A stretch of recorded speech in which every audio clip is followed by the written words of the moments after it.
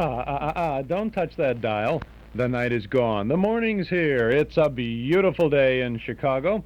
And this is Chuck Shaden inviting you to spend a part of it with us in the hall closet. The sounds of good old radio entertainment brought to you by Northwest Federal FAYE Group says Hanoi will release more men piecemeal. 3 hours a week.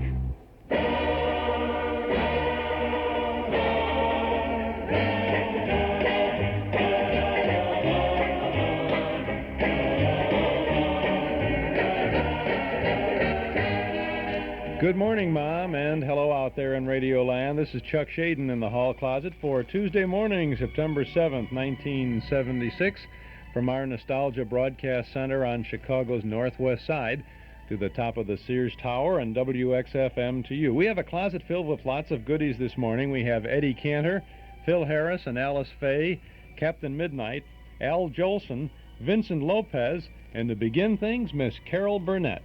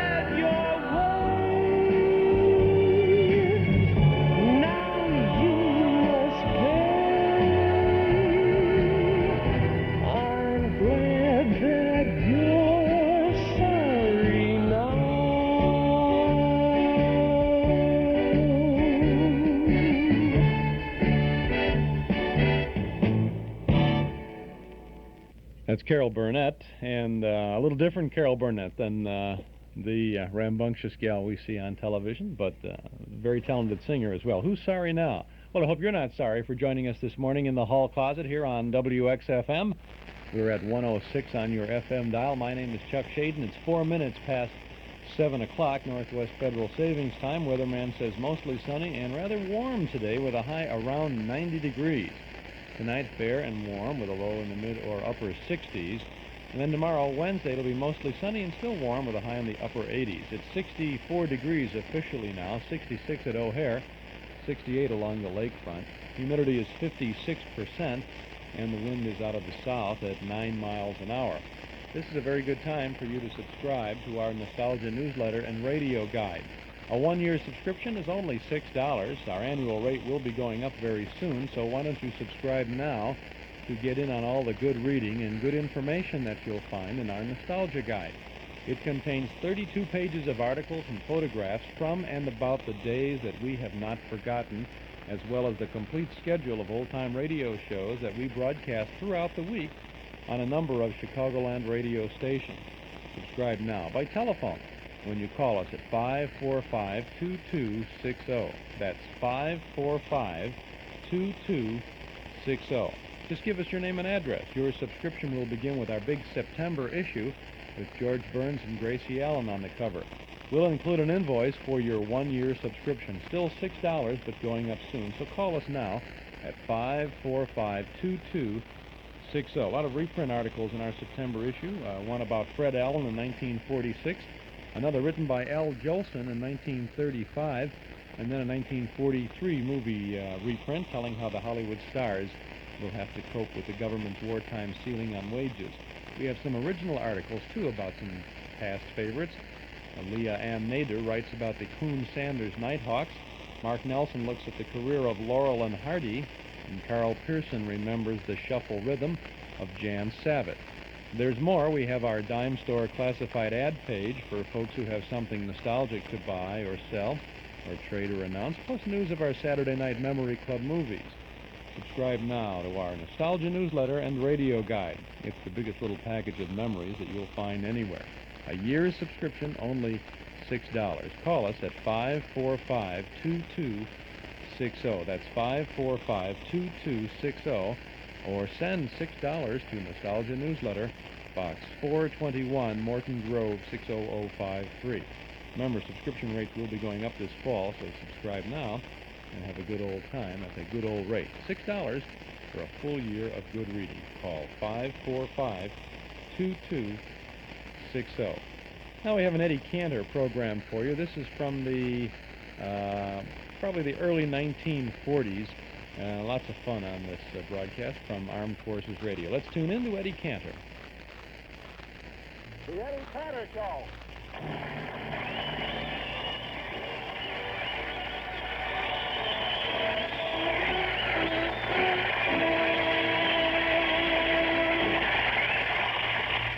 Last week, Harry Von Zell quit Eddie Cantor thinking he had won $10,000 on a racehorse. After he quit his job, he learned the horse was disqualified. So tonight, we find Harry drowning his sorrows at Joe's Bar and Grill. All right, bartender, fill it up again. Now, look, Von Zell, don't you think you've had enough? You can hardly move now. I don't care. Fill it up once more. Okay. But this is the last time I fill this bowl with pretzels.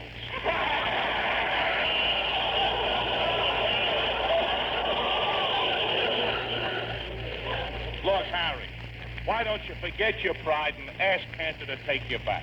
Never. He'll come crawling to me. Just let him go on the air tonight without me and flop. You know, he may get another announcer. Another announcer. You think the public would stand for that? And besides, no announcer would take my job away from me. We announcers stick together. Quiet, Harry. Here's the program. Yeah. Ladies and gentlemen, this is the Eddie Cantor Show, and tonight I'm forced to tell you that Harry Von Zell will not be with us.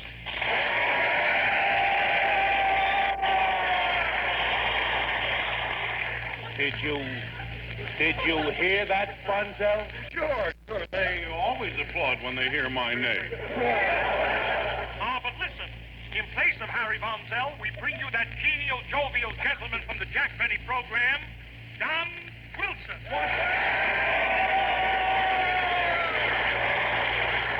Don Wilson taking your place? I thought you said you announcers stuck together. Well, have you ever seen Wilson? He looks like two announcers stuck together. Listen to him. This is yours truly, Don Wilson, introducing Eddie Cantor, singing our opening song, Did You Ever Get That Feeling in the Moonlight? Oh, yeah? Well, they can't get away with this, doing a show without me. I'm going to see our sponsor, Mr. Moran. I'll show Cantor I'm no jellyfish. I'm full of spirit. I'm full of fight. Okay, Von Zell, but before you go, I'll tell you something else you're full of. My pretzels. You ever get that feeling in the moonlight? That wonderful feeling that you want to be kissed. You're strolling in the park, the stars so bright above. You'd love to love somebody, but there's nobody there to love. Did you ever get that longing on a June night? That wonderful longing you can never resist. Did you ever get that feeling in the moonlight? That feeling that says you want to be kissed. Did you ever get that feeling in the moonlight? That feeling you want to be kissed? Why, you're strolling in the park, the stars up right above. You'd love to love somebody, but there's nobody there to love. Do you ever get that longing on a June night? That longing you just can't resist. Did you ever get that feeling in the moonlight? The feeling that says you want to be kissed. What's your lipstick? The feeling that says you want to be kissed.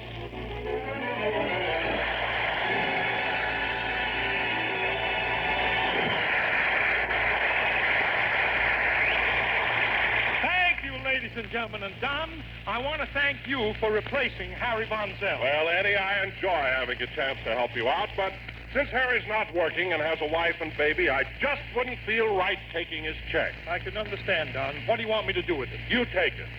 Cash it and give me the money.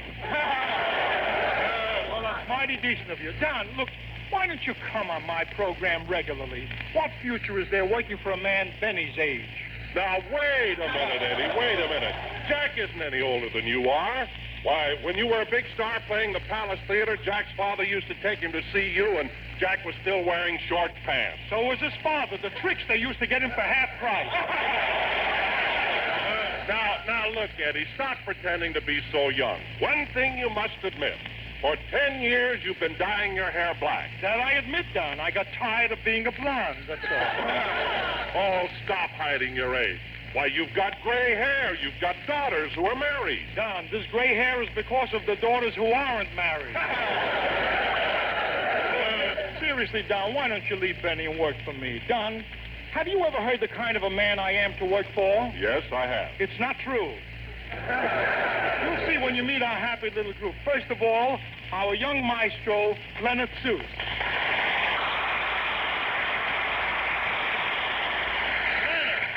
Leonard, come out from behind that bass drum. Yes, sir. Leonard, the way you act, people would think I beat you. He's shy, Don. He came to me skinny and undernourished, but with the treatment I've given him, I put 10 pounds on the kid already. Haven't I, Leonard? Yeah. My lumps alone weigh 6 pounds. Very funny, Leonard. You see how it is with my group, Don? Everybody gets laughs. Leonard, you get lots of laughs, don't you? Yeah. That's what I get my lumps for. Leonard, will you stop making up things? And Don, now I'd like you to meet another very happy member of our cast, Thelma Carpenter.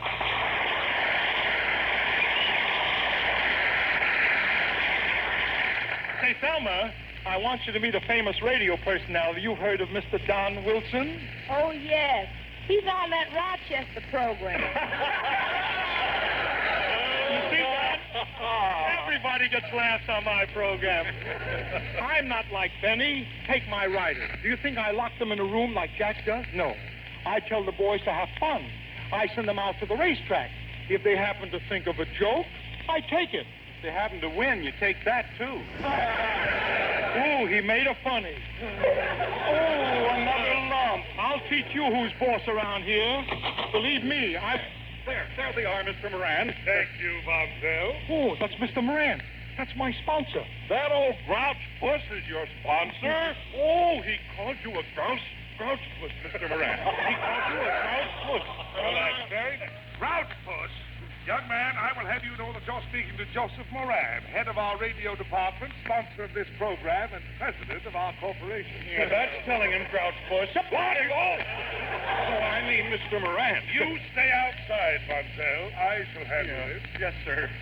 Why, what's wrong, Mr. Moran? Cantor, you had no right to go on the air without Harry Von Zell. Well, Mr. Moran, last week he quit. What else could I do? Nevertheless, he's our trademark. Our program is identified with him. After all, would anyone go to see Durante without his nose? No. Would anyone go to see a Turby without his piano? No. Would anyone go to see Dorothy Lamour without her sarong? Mr. Moran, come back. It isn't playing anywhere. Yes. Getting back to you, Cantor, without Von Zell, the program is nothing. Now, just a minute, Mr. Moran.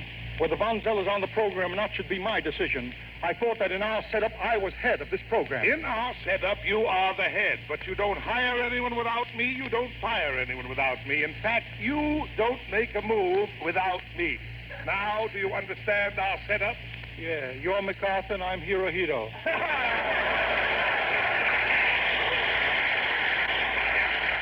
Exactly. And I'm putting Von Zell back on the program, and if you don't like it, you can leave. Well, look, Mr. Moran, I admit Von Zell is a good announcer, but if I leave, who would be able to sing my songs?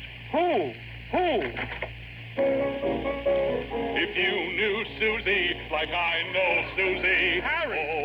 Oh, Harry! Oh, what a gal. There's none so classy What is he as doing? this fair lassie. Oh, holy Moses, what a chassis. We went riding, she didn't balk. From the country, I'm the one that had to walk. Hey, you knew Susie like I knew Susie. Oh, what a gal.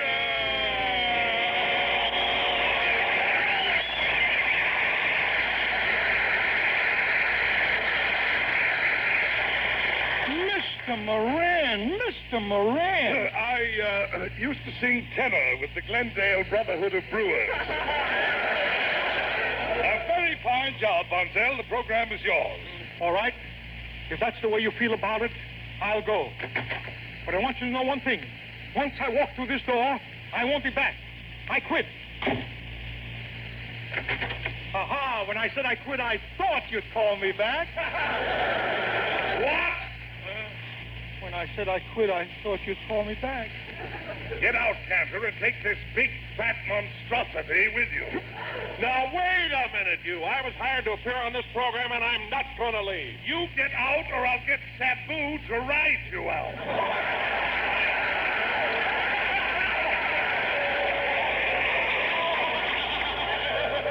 He made it funny. You keep still, Harry. Look, Mr. Moran, Don Wilson is the famous announcer on the Lucky Strike program. Come on, Don. And before I go, I want you to know, Moran, that I have a contract, Mr. Moran. That's what I've got a contract, and I'll take you to court. And if I lose the case, I'll take you to a superior court. And if I lose there, I'll take you to the Supreme Court. And if I lose there, I'll take you to the highest court in the country. What court is that? Mr. Anthony, that's who.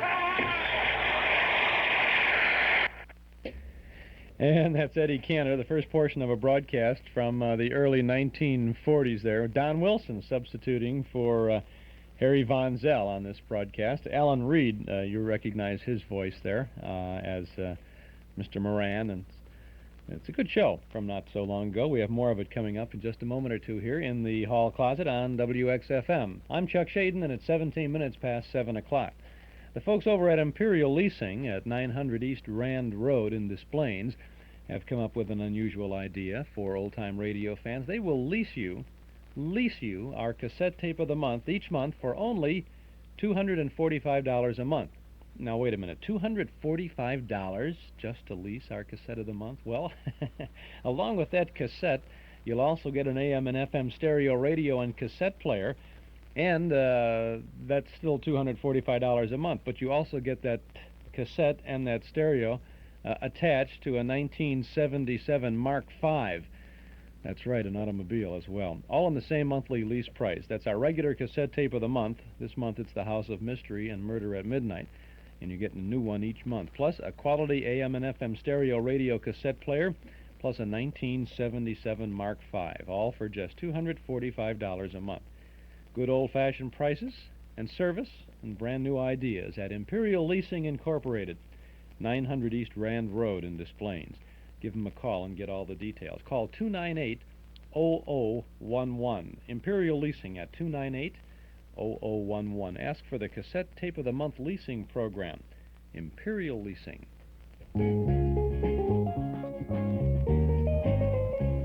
Is your bank open when you're busy and closed when you're not? Northwest Federal Savings knows that a good place to save is ready for you when you're ready, and ready to offer savers the kind of services you can get with the Northwest Card, a special feature available to savers who maintain a $500 balance. And here's what you get: traveler's checks, gift checks, registered checks, all with no service charge. Need document Xeroxing or lamination? Well, it's free with the Northwest Card. There's a special quick check cashing ID card with your picture, even special vacations for Northwest Card members. Get a whirl of the services you need often by getting a Northwest Card at any of 5 convenient Northwest Federal Savings Centers throughout Chicagoland's great Northwest Territory. Be part of a special group and be a special person at Northwest Federal. Anytime, because they keep the best hours yours. It's Northwest Federal Savings Time, 63 hours a week. And now let's get back to Eddie Cantor.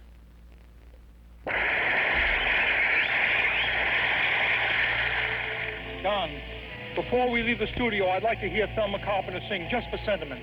Let's just open the door a little, huh? All right, Eddie. Huh? Listen.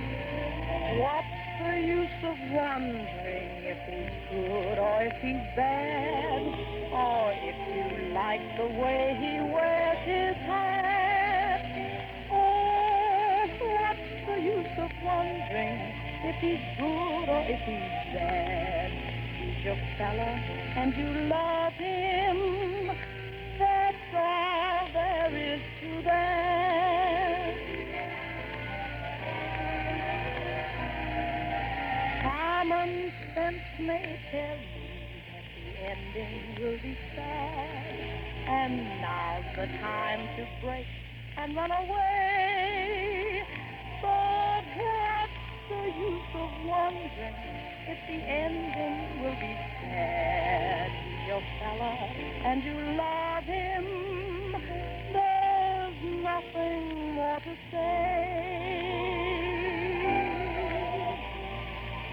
Something made him the way that he is, whether he falls or true. And something gave him the things that are his. One of those things is you. So when he wants you kisses, you will give them to the lad. And anywhere he leads you, you will walk. And anytime he needs you, you'll go running there like mad. You're his girl, and he's your fella, and all the rest is talk.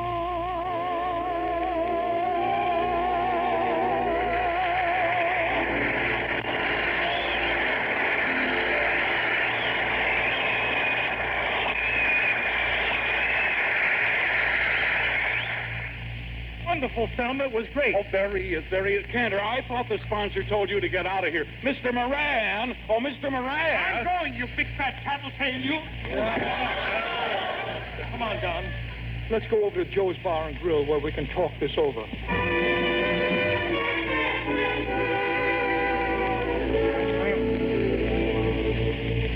Selling out by themselves back and you're out of a job, huh, Cantor? That's right, Joe. But I don't care. I'll get another job. I'll find some kind of work. I know, Eddie, but you haven't got just yourself to consider. Don't forget you've got 5 children. Too bad you didn't stop and think. Because I've got 5 children, it's too bad I didn't stop and think. It's too bad I didn't think and stop.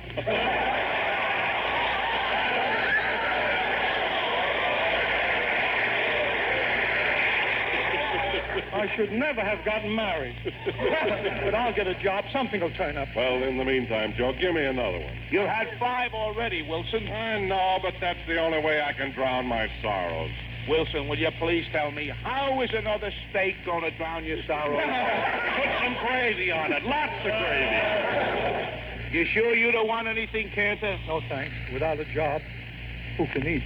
What have you got to worry about, Eddie? A guy with your dough. Oh. Jack, then he told me you've got so much money stacked under your mattress you wake up every morning with a nosebleed. No. Don, there's something I might as well tell you because soon the whole world will know about it. I, Eddie Cantor, haven't got a nickel. What?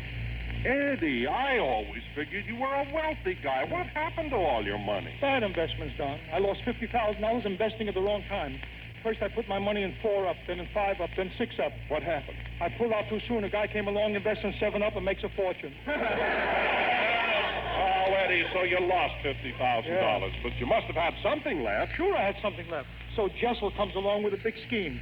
Cost me $200,000. And it cost you $200,000? Sure. How did I know miniature golf would never come back? But, Eddie, I read only last week you bought a big warehouse in Beverly Hills. I did, Don. That was the last of my money. It looked like a good deal. The first 3 floors were stocked with bread, and the top 3 floors had eggs. Well, that should be a good investment, bread and eggs. Didn't you make any money on it? No, Don. Last night, the whole warehouse went up in flames. And now you're broke? Yeah, unless I run into some guy who wants to buy 6 floors of French toast.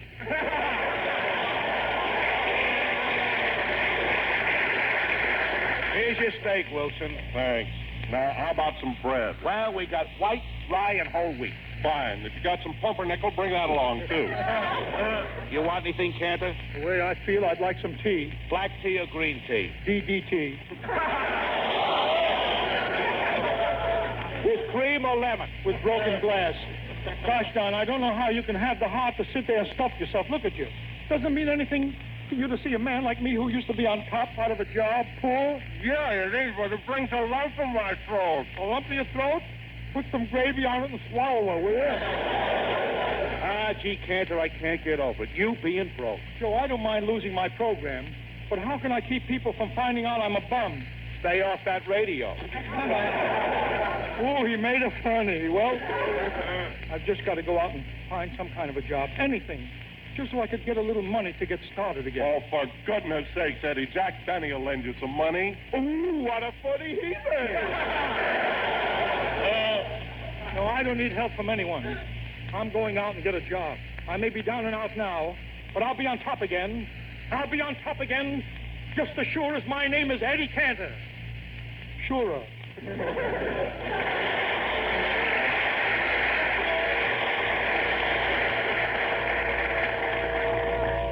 Gosh, I knew I'd be on top again, but I didn't expect it to happen as fast as this. I wish that Vonzell could see me now. To think a man my age could start again at the bottom of the ladder, and look at me now in just a short time, back on top of the ladder. Hey, Cantor, to pick them oranges or get off that ladder.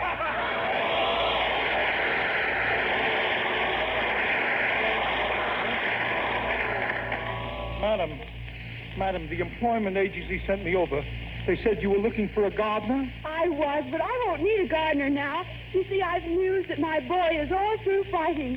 He's going to turn in his helmet and gas mask and come home. Oh, your boy is coming home from overseas. No, from Warner Brothers.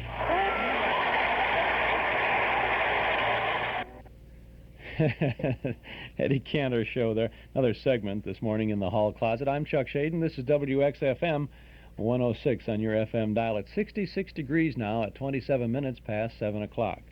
There's only one thing you can rent to really clean your carpets and rugs the right way. It's not a machine, and you won't find it in a drug or hardware store. The fact is, the only way to get professional carpet cleaning results is to rent the skill and training of a professional carpet cleaner, a member of the Carpet and Rug Cleaners Institute of Illinois. A do-it-yourself rental machine has only one thing going for it. It's a little cheaper. But a rental machine doesn't gain experience and knowledge. To it, all carpets are the same. It doesn't attend learning seminars like the members of our institute do, and it doesn't care if you're satisfied with the end result. Don't rent a do-it-yourself carpet cleaning machine. Rent the skill of a carpet cleaning professional, a member of the Carpet and Rug Cleaners Institute of Illinois. Why rent a machine when you can rent Magicist 47 years of experience and skill? Call Magicist. Chicago phones 378-8600. Suburbs, see your white pages. 9x12 domestic rug magic is cleaned, only $24.85. Now let's get back to the last segment of the Eddie Cantor Show.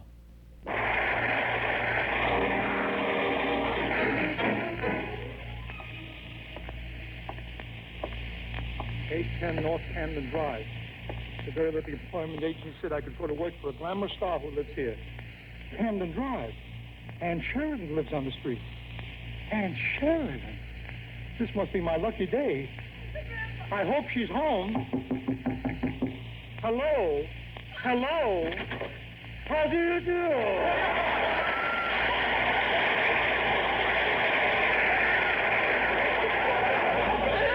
Russian, I thought Ann Sheridan was living here in this house.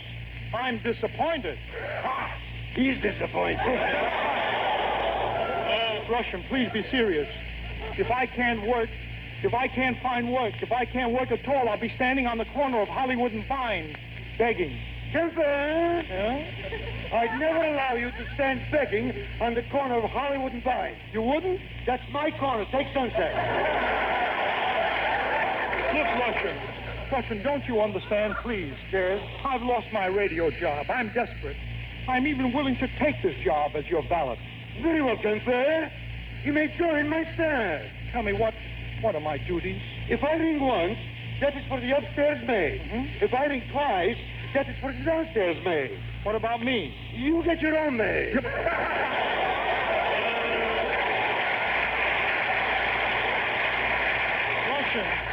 Russian, how many maids have you got? One. Yeah, but I don't understand. You said you had an upstairs maid and a downstairs maid? Well, yes. All right. When I'm upstairs, she's downstairs. And when I'm downstairs, she's upstairs. It's a standoff. All right, Russian. But tell me what my duties are. Oh, yes. In the morning, you will go to the doorstep, pick up what the milkman left, and carry it into my house. The milk? No, me. Maybe we'll find a new script on the doorstep, huh?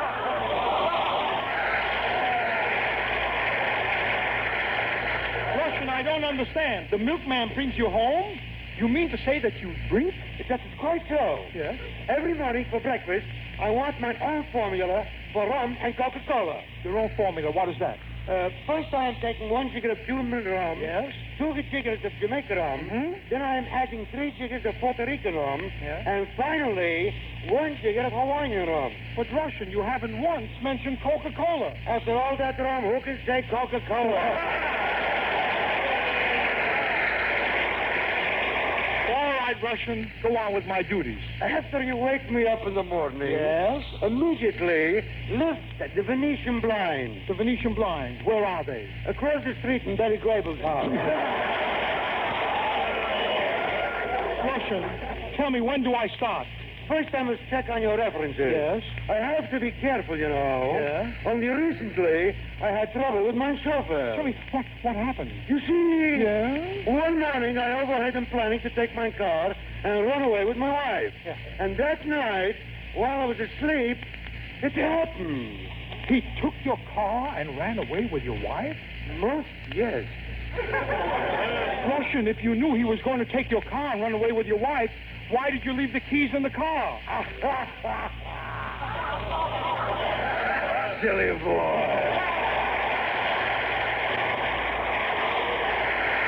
All right, never worked for you. I'm getting out of here.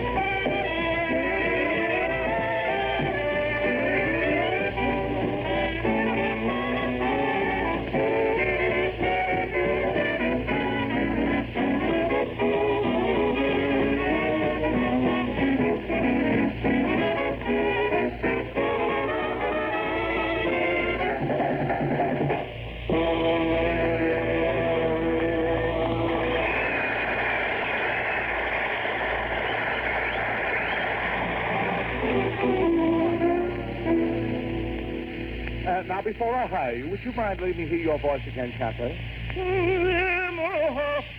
What would you like me to sing? Try this telegram. Yeah, but I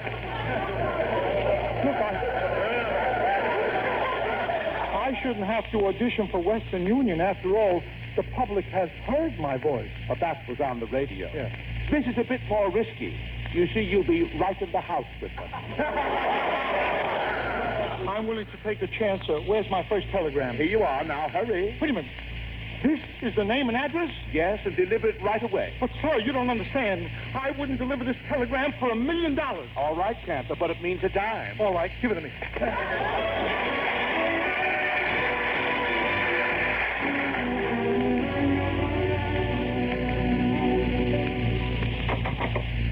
Mr. Von Zell? Yes? Congratulations to you. Eddie Cantor is through. It's signed John Moran. To him and to you.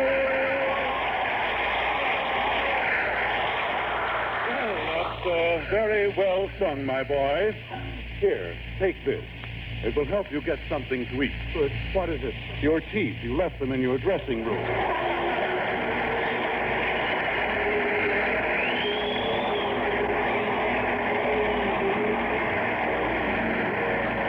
Well, ladies and gentlemen, if I know Cantor, and I do know Cantor, he'll be around next week trying to make more trouble for me. But I'm not worried.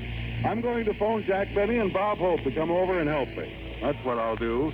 Bob may not be as funny as Cantor, and Jack may not pay as much money as Cantor. Hey, Mr. Moran, Eddie must still be around. He slipped a line into the script.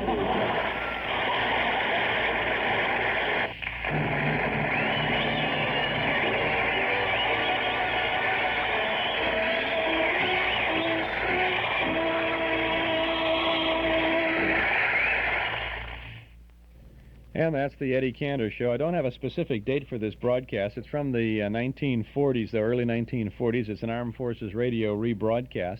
And you heard it here in the hall closet on WXFM 106 on your FM dial. This is Chuck Shaden. Mostly sunny and warmer today with a high around 90 degrees. 68 presently along the lakefront, 66 at O'Hare, 64 officially at Midway. I have a sound for you now from our hall closet cassette tape of the month for the month of September.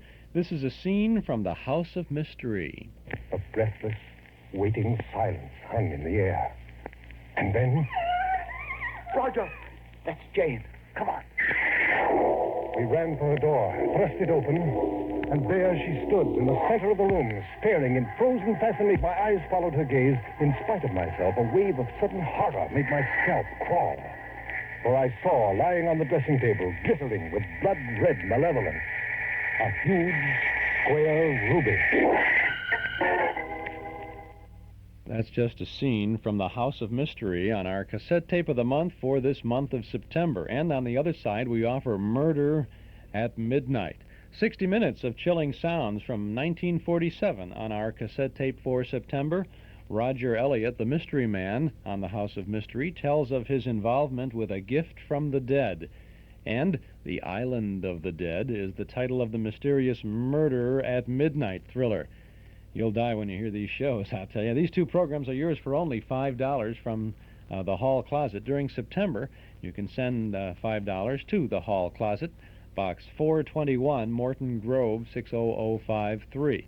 Our cassette tape of the month is a good one, and you'll surely want to have this pair of exciting mysteries. The House of Mystery and Murder at Midnight. Only $5 from the Hall Closet, Box 421, Morton Grove, 60053. If you like, you can pick up your September tape at any office of Northwest Federal Savings. But by mail, send $5 to the Hall Closet, Box 421, Morton Grove, 60053. We'll also send you a list of previous tapes of the month that are still available. And if you'd like that list but don't want to order this September tape, then just send the large self-addressed stamped envelope to the Hall Closet, Box 421, Morton Grove, 60053. Or you can pick up that list or any of our Hall Closet tapes at our Metro Golden Memory Shop at 5120 West Irving Park Road in Chicago. It was just one of those things. Just one of those crazy flings, one of those bells that now and then ring. Just one of those things. It was just one of those nights. Just one of those fabulous flights. A trip to the moon on gossamer wing. Just one of those things. If we thought of it, at the end of it, when we started painting the town, we'd been aware that our love affair was too hot not to cool down. So goodbye, dear, and amen.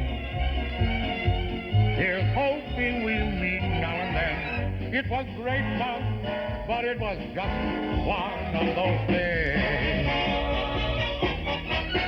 It was just one of those things. Just one of those crazy flings. One of those bells that now and then ring. Just one of those things. It was just one of those nights. Just one of those fabulous flights. A trip to the moon on gossamer wing. Just one of those things. If we thought of it, at the end of it, when we started painting the town, we'd been aware that our love affair was too hot not to cool down. So goodbye, dear, and amen. Here's hoping we'll meet now and then. It was great fun, but it was just one of those things. So goodbye, dear, and amen, amen. Here's hoping we'll meet now and then. It was great fun, but it was just one of those things.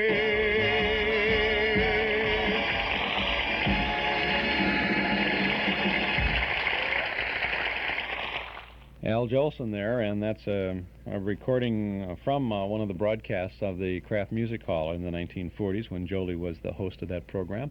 Chuck Shaden here is the host of this program in the mornings, every day, Monday through Friday, from 7 until 9. Our brand new time now, 2 full hours of old-time radio show from 7 until 9, right here on WXFM. Our Metro Golden Memory Shop at 5120 West Irving Park Road is ready to serve you with lots of memory minders of the good old days. Hundreds of recordings of old-time radio shows on cassette tape and on LP records, plus big band, soundtrack, and personality recordings. Lots of new things to bring back the old times. Lots of old things to provide more good times. Movie posters, magazines, books, cards, games, great jigsaw puzzles, gifts, and novelties. It's all there, and it's all waiting for you at our Metro Golden Memory Shop at 5120 West Irving Park Road, just east of Laramie. Pay us a visit real soon, won't you? Our MGM shop is open Tuesday and Wednesday from 11 a.m. to 6 p.m., Thursday, Friday, and Saturday until 8, and on Sundays from 1 to 5. Come in and see all the goodies at Metro Golden Memories at 5120 West Irving Park Road, 2.5 blocks west of Northwest Federal, just across the street from Nelson Hirschberg Ford. Metro Golden Memories, the MGM shop.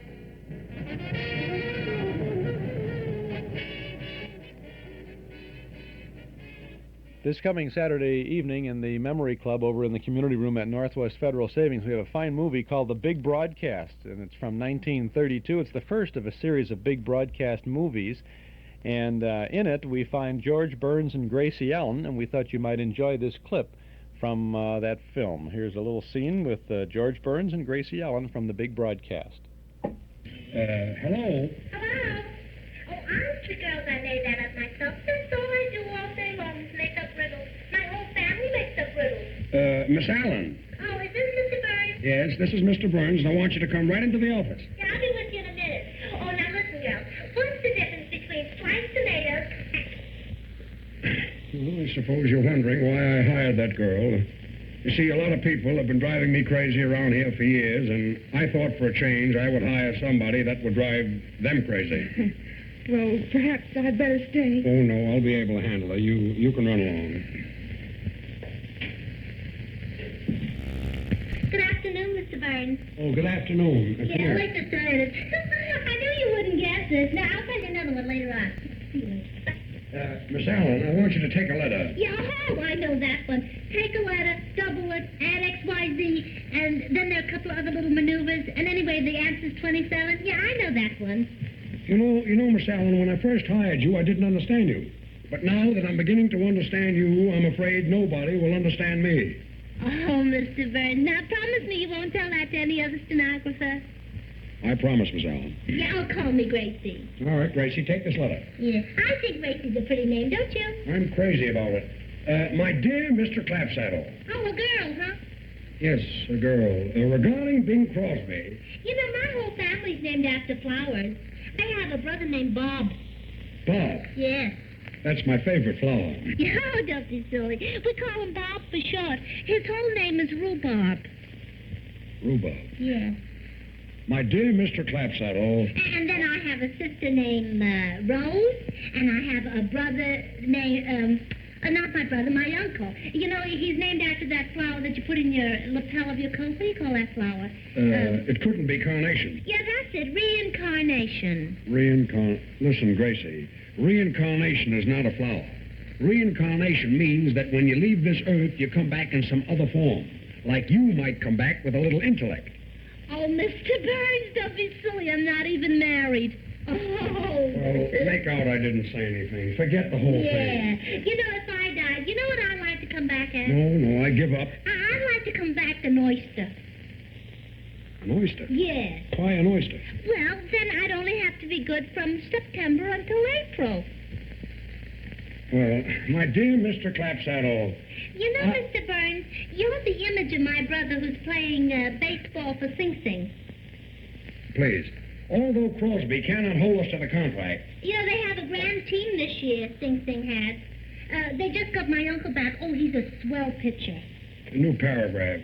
I would advise you. They're playing San Quentin, you know. That's another prison. Well, it's really brother against brother because my younger brother goes to San Quentin. He goes to San Quentin? Yeah, he's working his way through. I bet it's going to be an exciting game. Well, you can imagine how proud my father will be sitting in a grandstand in a straitjacket watching my brothers play. Listen, Miss Allen, would you please read that back to me? Oh, sure. New paragraph. Of course, they call my brother Bob for short. His whole name is Rhubarb. And I've got an uncle who's named after a flower. That's all I want to know. Just put that in an envelope and put in 2 aspirins and send that to Clapsaddle. Yeah. What name shall I sign? Oh, just use your own judgment. How do you spell judgment? I'll see you later, Miss Allen. That's George Burns and Gracie Allen, and that's a scene from the big broadcast from 1932. Burns, of course, owns a radio station that isn't doing so well. We'll have that movie for you Saturday night in the Memory Club over at Northwest Federal Savings. Chuck Shaden here in the hall closet on WXFM 106 on your FM dial. It's 13 minutes before 8 o'clock. You probably haven't had a chance to see the new Betamax video recording system by Sony. I invite you to pay a visit to Townhouse TV and Appliances for a complete demonstration of this exciting new way to watch television, without obligation, of course. The new Betamax video tape recorder lets you watch one show while you're recording another, and with the Sony automatic timer, you can even record a favorite program or a special while you're away from the set. It's the all-new Betamax video recording system by Sony. It's easy to operate. In fact, if you can operate an audio cassette recorder and an alarm clock, you won't have any trouble at all with the Sony Betamax. Visit Townhouse TV and Appliances, 7243 Touhy Avenue, just west of Harlem. The folks at Townhouse will be pleased to demonstrate the Sony Betamax video recorder. A 10-minute pre-recorded cassette will show you all of the advantages, and positively no hard sell will come from any Townhouse representative. We just want you to take a look at this exciting new way to watch and save television. See it at Townhouse, open Monday, Thursday, and Friday nights till 9, Saturday until 5.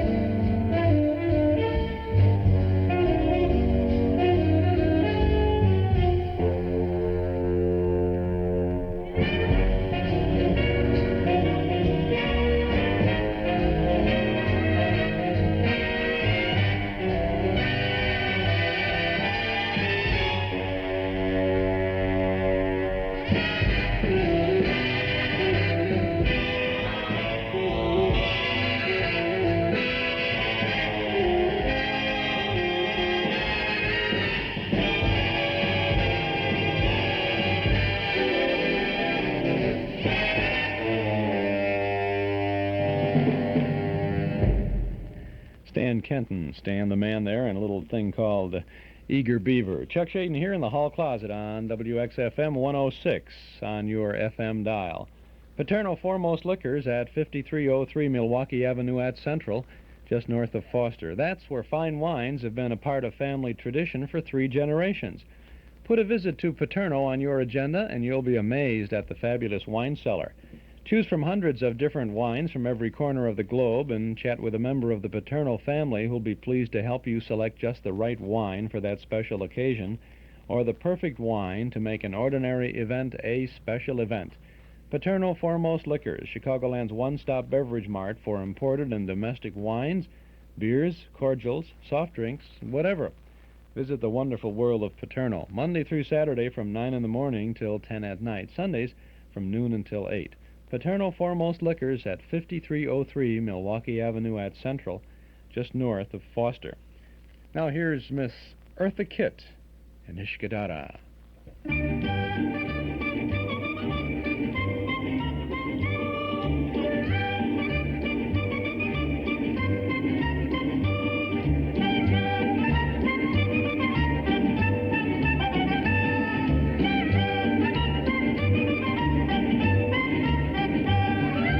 Üsküdar'a giderken aldı da bir yağmur. Üsküdar'a giderken aldı da bir yağmur. Katibimin satırızı uzun eteği çamur. Katibimin satırızı uzun eteği çamur. Katip uykudan uyanmış gözleri mahmur. Katip uykudan uyanmış gözleri mahmur. Katibimin bin katibin el karışır. Katibime satır ete palto ne güzel yaraşır.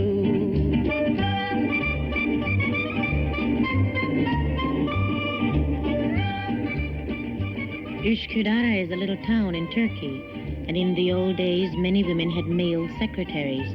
Oh well, that's Turkey. Üsküdar'a giderken bir mendil buldum. Üsküdar'a giderken bir mendil buldum. Mendelemen içine de lokum doldurdum. Mendelemen içine de lokum doldurdum.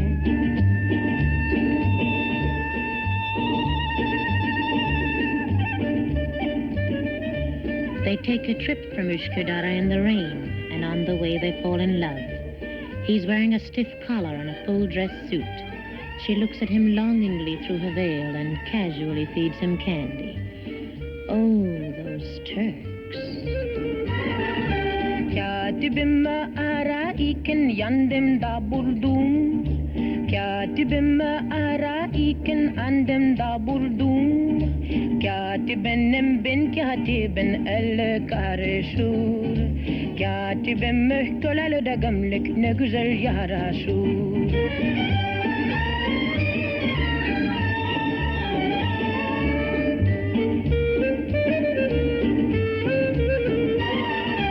Katibimmi ara iken yandım da buldum. Katibimmi ara iken yandım da buldum. Katibimin bin katibin el karışır. Katibim mühköleli de gömlek ne güzel yaraşır. Katibim mühköleli de gömlek ne güzel yaraşır.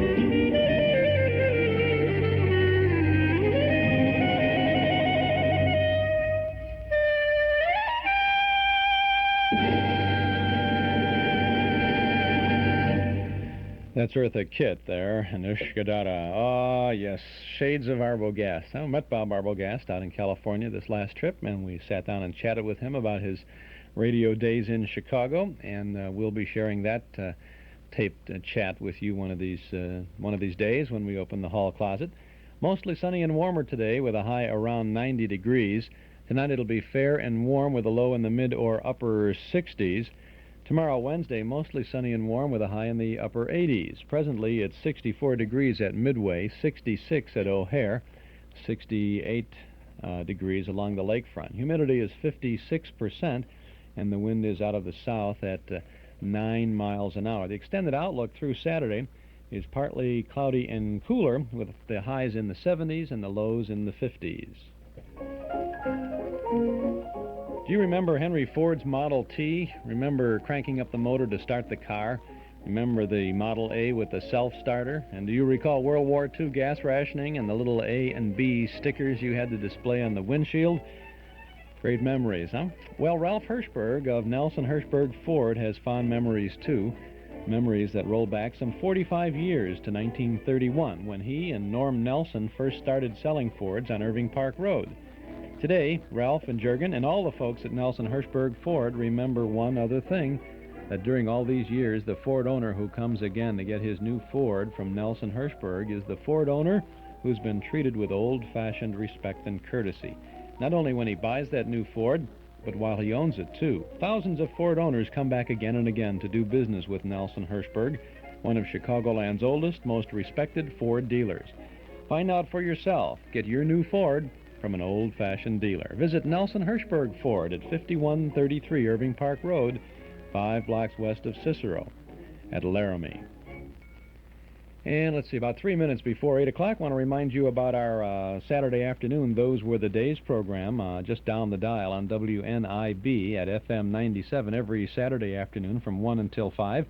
We have 4 hours of great radio sounds, and this Saturday, we're going to say happy anniversary to the National Broadcasting Company. In November, NBC will be celebrating its 50th year of broadcasting, and we will come up with an all-star variety show from 1946. It's about 2.5 hours long, and it will be a complete part. We'll have the whole thing in our Those Were the Days program, NBC Parade of Stars, with all of the stars, virtually all of the stars that were on NBC back in 1946. You won't want to miss it.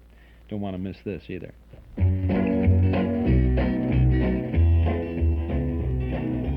Saturday morning serials, chapters 1 through 15. Fly paper, penny loafers, Lucky Strike green. Flat tops, soft tops, Studebaker, Pepsi please. Oh, do you remember these? Cigar bands on your hand, your daddy's socks roll down. Sticks, no plugs, and aviator caps with flaps that button down. Movie stars on Dixie cup tops and knickers to your knees. Oh, do you remember these? The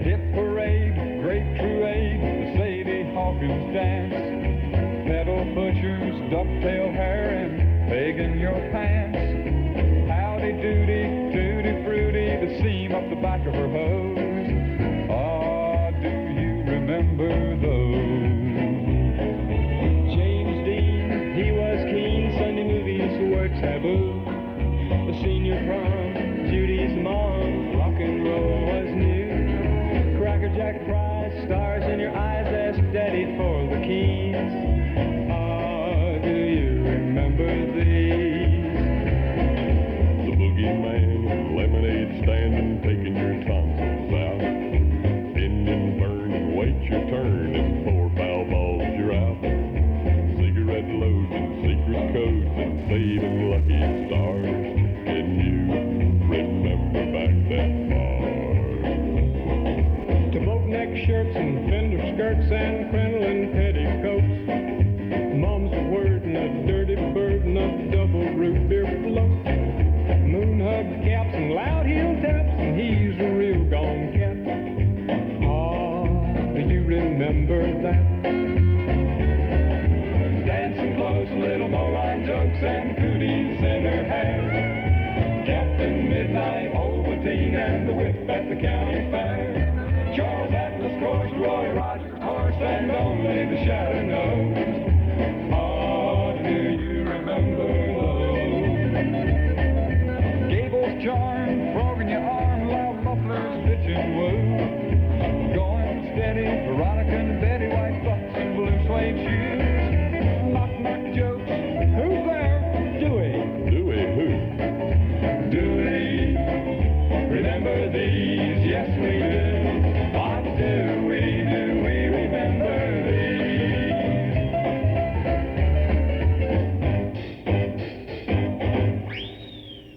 Woo! The Statler Brothers, and do we remember these? Indeed we do. Chuck Shaden here in the hall closet, a quick trip toodaloop, and then we'll be back with more. We got Phil Harris and Alice Faye, so get ready to laugh. Stick around and don't touch that dial. WXFM Elmwood Park and Chicago, broadcasting from Sears Tower at 106 on FM. It's a minute after 8 o'clock. If you're a contractor, builder, or one of the vast general public, and you're looking for the best source of supply for any item of lumber, millwork, insulation, wall paneling, roofing materials, or oak, maple, and fir flooring, you want to buy the highest quality at the lowest possible prices. You want a wide selection from which to choose, and you want courteous service and prompt delivery. Miller Brothers Lumber Company, one of Chicago's leading lumber companies since 1928, is the place. Find out for yourself. The next time you're in need of lumber products or other building materials, visit them. Miller Brothers Lumber Yard and Warehouse, 4918 West Lawrence Avenue. For prompt city and suburban delivery, telephone Avenue 33460.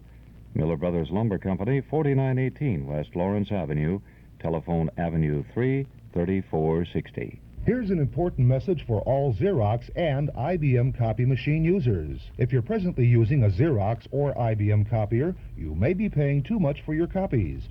Why not find out about the new Canon copier before you sign on the dotted line? Consider these facts. Canon copiers can copy on plain paper. Canon will make two-sided copies. Canon can copy originals as large as 18 inches by 24 inches or as small as 5 1/2 by 8 1/2 inches, all on the same size paper. Canon can copy up to 30 originals per minute. Most important, Canon can make each perfect copy for as low as 1 penny apiece. No machine will copy all that. For information on the amazing Canon copier, call 345-4100 for Ambassador Office Equipment, your exclusive dealer of Canon copiers in the Chicagoland area, offering a complete line of Canon calculators and microfilm products too. Call 345-4100 for complete information and a demonstration. 345-4100. In stereo at 106 from high atop Sears Tower, this is WXFM, Elmwood Park, Chicago.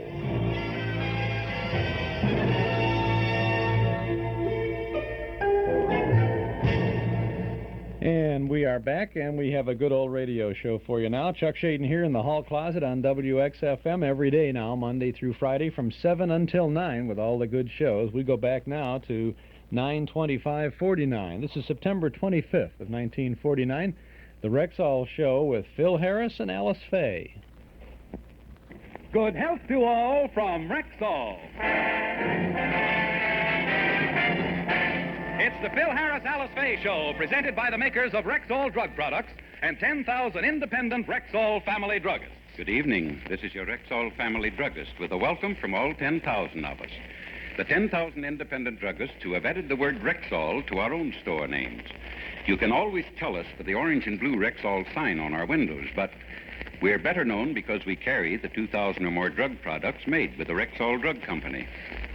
Many of these products are household names, like Rexall Pure Test Aspirin, for instance.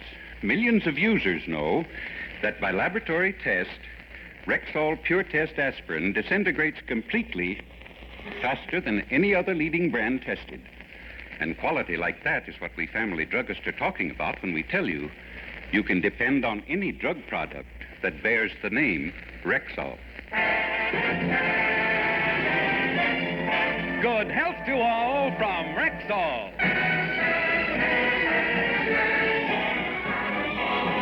And now your Rexall family druggist brings you the Phil Harris Alice Faye Show, written by Ray Singer and Dick Chevrolet, with Elliott Lewis, Walter Tetley, Robert North, Janine Roos, Ann Whitfield, Walter Sharp and his music, yours truly, Bill Foreman, and starring Alice Faye and Phil Harris.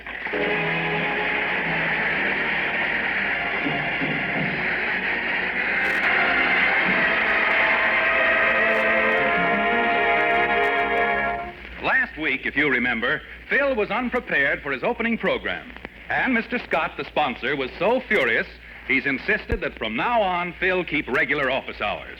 He's assigned him an office in the Rexall building, and this is to be Phil's first day there. Alice, I don't like this. Do you realize I'll have to get up at 7:30 every morning like this to get to the office at 9? Oh, it won't hurt you to keep regular hours. I keep regular hours now. Every night I go to bed at 4 o'clock in the morning and get up promptly at 3 in the afternoon. I meant to ask you, what do you and those musicians do till 4 o'clock in the morning?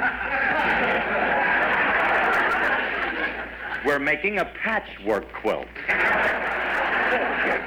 Look, honey, Scotty can't tie me down to an office routine. I ain't going to come in at a certain time, leave at a certain time, and eat at a certain time. He can't treat me like a machine. What does he think I am, an automaton? The way you talk, you'd think living a regular life was going to kill you. Well, it ain't going to do me no good. It'll ruin my health. Imagine getting to the office at 9 o'clock and working hard all day. Why, can you imagine what will happen by the time the cocktail hour comes around? I'll be too weak to lift my buttermilk. Bad enough working in an office, but happened to get up at that time. Do you have to go downtown? If you're going to be gone all day, who's going to give us our music appreciation lessons? Well, I'll get somebody to fill in for me. I'll get Toscanini or Deems Taylor or one of them cats. Dale, you've been teaching the girls music. Sure. I've been a musician for many years, and I'm imparting to them all of the musical knowledge I've acquired. That you could do in a 15-minute lesson. Don't be a wise wife. By the way, did you see Fallen Angel?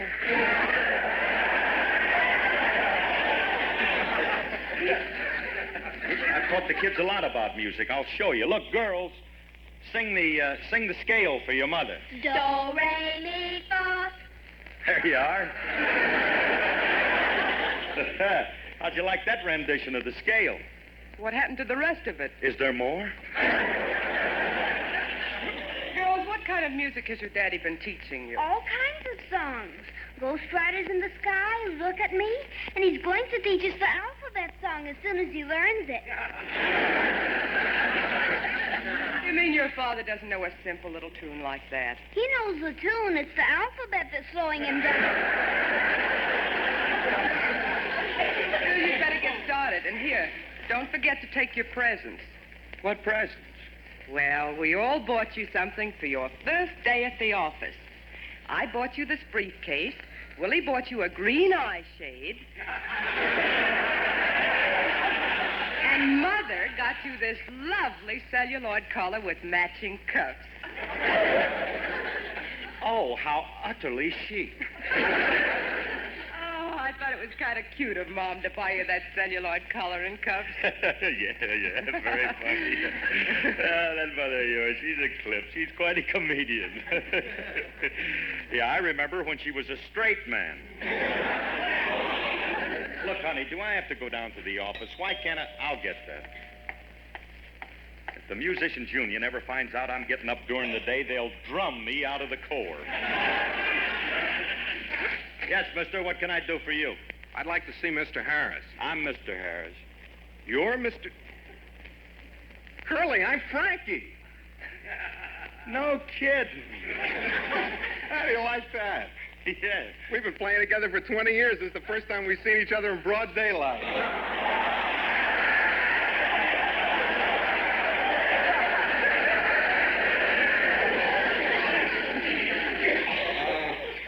I hate to say this, Curly, but you don't look very appetizing at this early hour.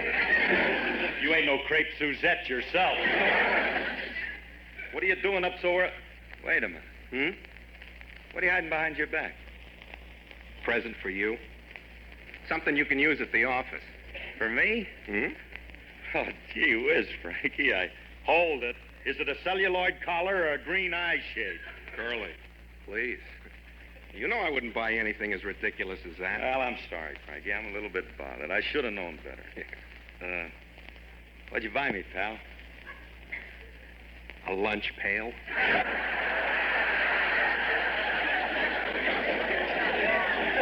Look, I got news for you. I ain't carrying no lunch pail.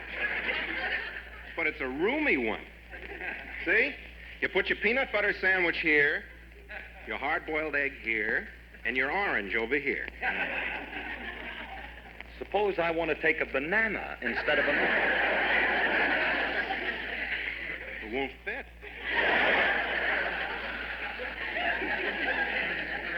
Unless you can find a round banana.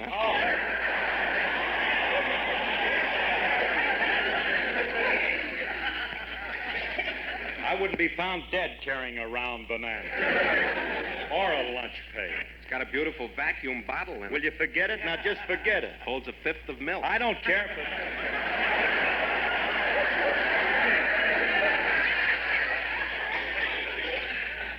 full fifth? You better hurry and leave.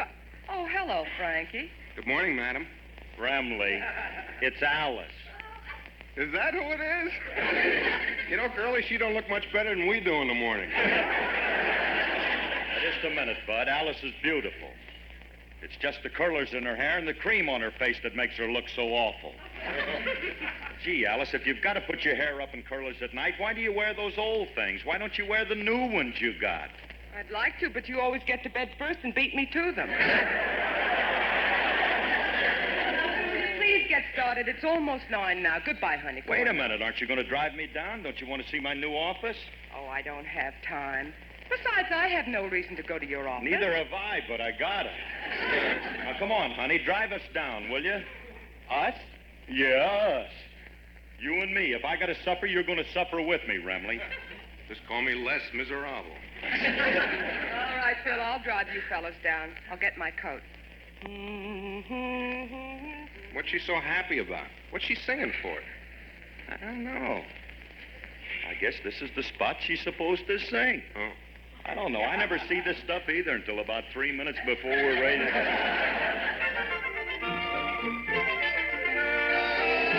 Let's take an old-fashioned walk. I'm just bursting with talk. What a tale could be told if we went for an old-fashioned walk. Let's take a stroll through the park, down a lane where it's dark, and a heart that's controlled may relax on an old-fashioned walk. I know for a couple who seem to be miles apart, there's nothing like walking and having a heart to heart. I know a boy who declined, couldn't make up his mind. He was wrapped up and sold, coming home from an old-fashioned walk.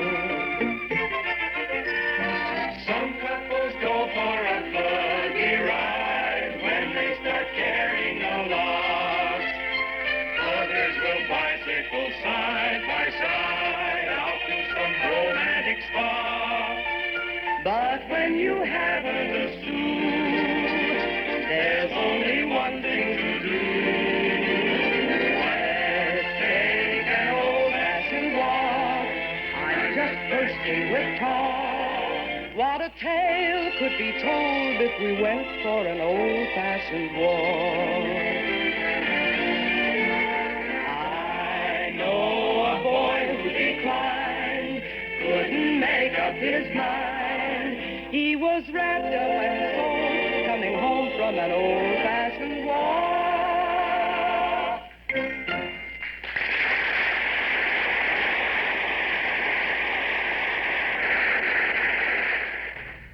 There's some nice Alice Faye music in these Phil Harris and Alice Faye programs. This one from September 25th of 1949. This is Chuck Shaden. We're on WXFM every day, Monday through Friday, from 7 until 9 in the morning with all the radio shows. 67 degrees now at 8:15 Northwest Federal Savings Time.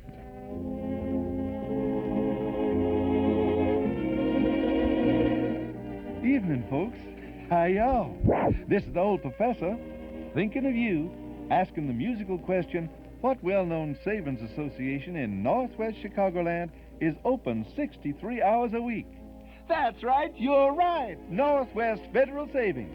Yes, students, Northwest Federal is open 6 days a week to serve you better.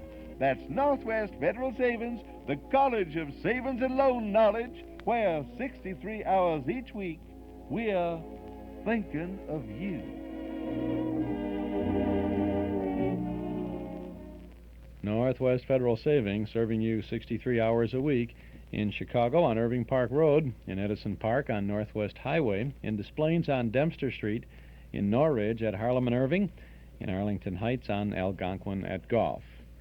And this Saturday evening in the Memory Club in the community room at Northwest Federal Savings over at 4901 West Irving Park Road in Chicago, we have a fine movie for you. It's a real radio movie, and I think you really will enjoy it. It's The Big Broadcast.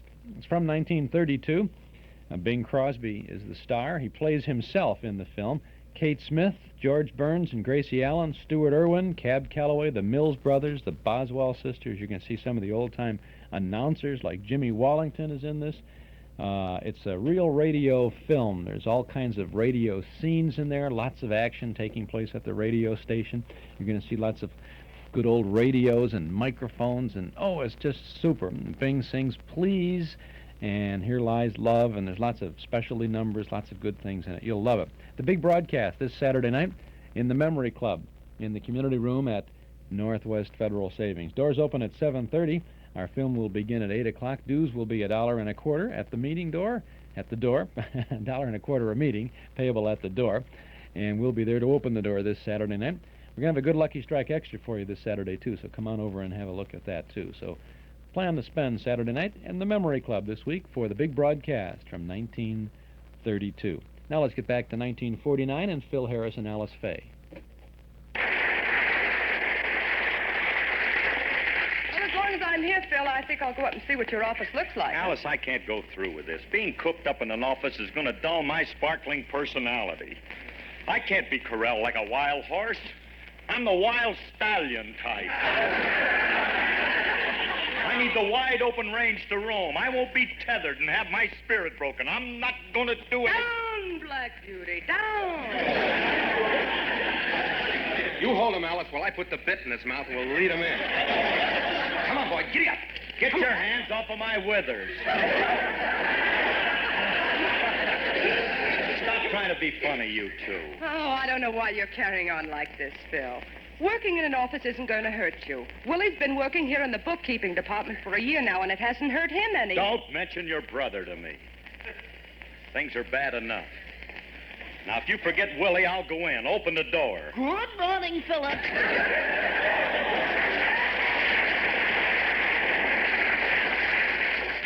Here's a character starts to annoy me before they get the door open.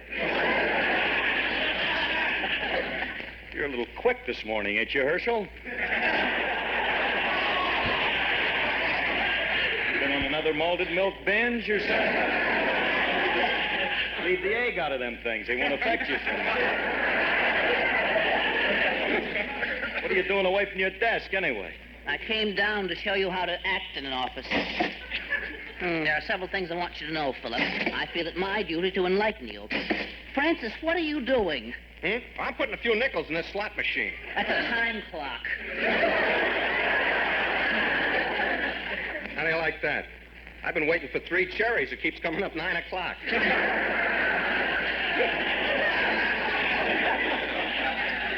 Incidentally, Philip, you're to punch the time clock every day. Punch it. You stand in front of it and I'll splinter it. I ain't punching no time clocks. Now, just show me the office. Where is it? It's right across the hall here. Oh, come on. I'm so anxious to see what it looks like. Oh, look, Phil. Phil, they got your name on the door. They have? Yeah, look. Mr. Alice FAYE.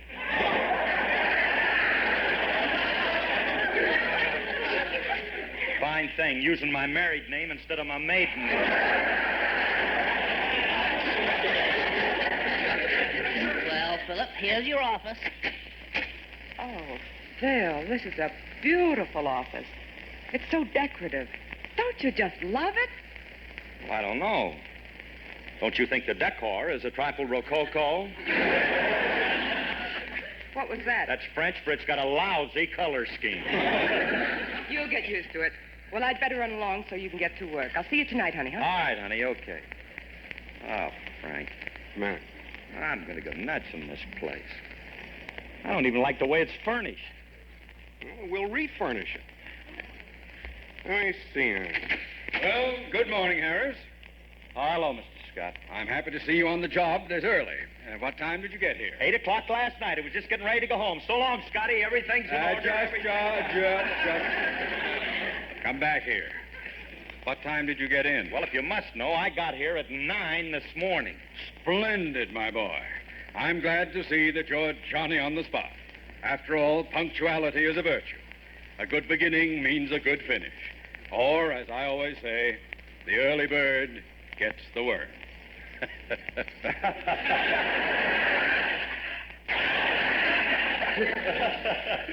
Oh, this kid really comes on with some jazzy expressions.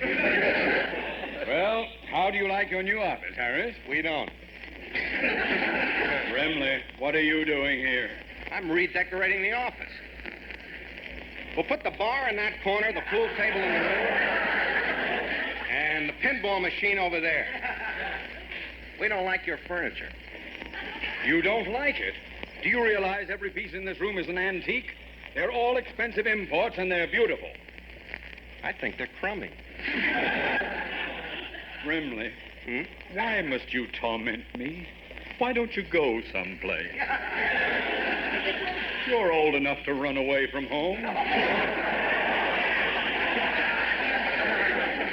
Why don't you go to Tibet and become a High Lama? Curly, is there any future in being a High Lama? Well, I guess it's better than being a low llama. Maybe I can become a middle llama. Don't pay nothing. They ain't organized. You can't. Will you two shut up? Remley, I'm not going to tolerate you any longer. You ain't. I'm the one who's being tolerant. I have What no do you right mean, to fellas? You Wait a minute. Will you hold it a minute? on me? I have listen. You don't even know. Will you just keep quiet just a minute? Gentlemen. This is my first day at the office. Can't we make it a happy one? Why do you always have to argue this way? Why don't you two make up? Why don't you be friends? Curly's right, Scott. We're acting like children. Let's forget the past and shake hands. Well, all right. Now, come on, Scotty. I want to be your friend. Shake hands. All right. Okay.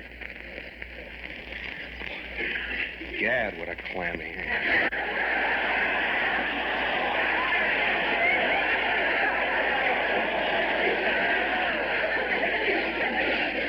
It's a sign of a weak character.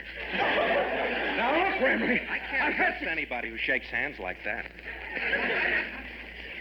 I wonder if I could have him assassinated. Look, Harris, you're here to work, and work you will. Now get behind your desk and start thinking. Anything in particular you want me to start thinking about? Well, you might try thinking about Rexall for a change. Try to come up with an idea that might be beneficial to the organization. I have to go downtown, but I'll be back at 5, and don't you dare leave this office until I return.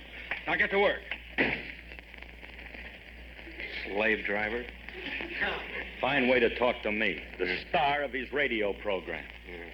Me, whose picture is in the current issue of Look magazine, which may be found on any newsstand, railroad station, dentist's office, All any right, place. all right. Don't overdo it. You got it all in. Now, you better get to work, Curly. Oh, Frankie, I can't work at an office on such a beautiful day. This routine ain't for me.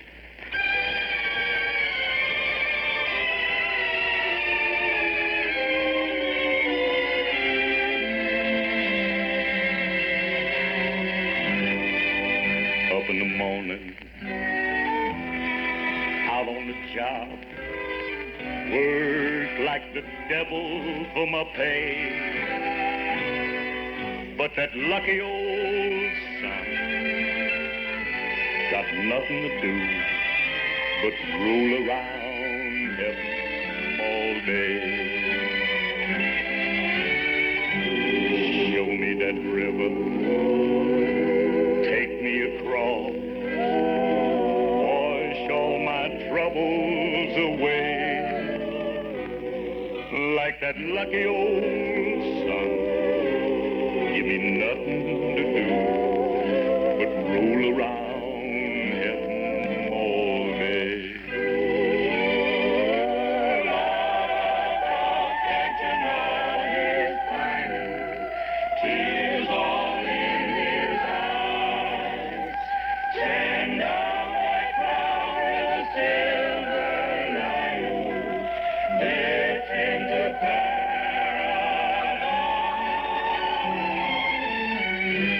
I'm up in the morning, back on the job, work like the devil for my pay. But that lucky old sun got nothing to do but roll around heaven all day. Fuss with my woman, toil for my kids, sweat till I'm wrinkled and gray. But that lucky old sun, he got nothing to do but roll around heaven all day. Good Lord above, can't you know I'm pining? Tears all in my send down that cloud with a silver lining. Lift me to paradise.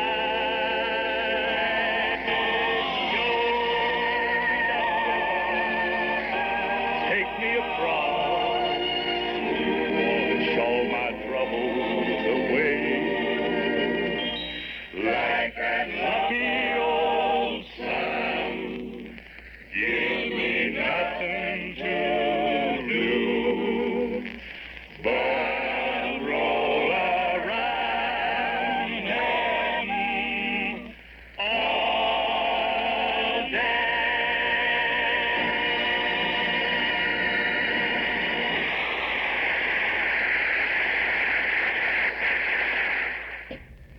And that's the second portion of Phil Harris and Alice Faye's broadcast for Rexall back in 1949. September 25th of 1949 is the date of that show.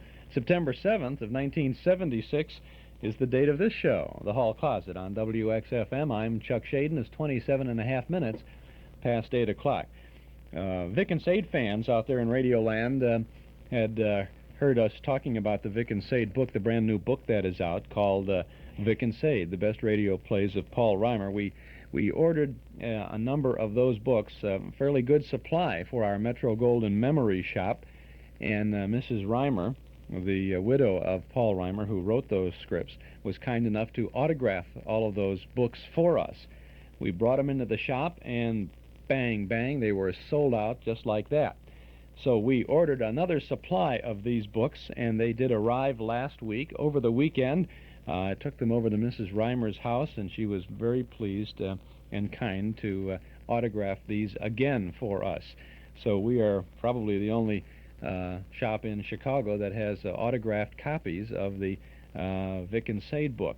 And you can pick one up at the little shop halfway up Irving Park Road, our Metro Golden Memory Shop.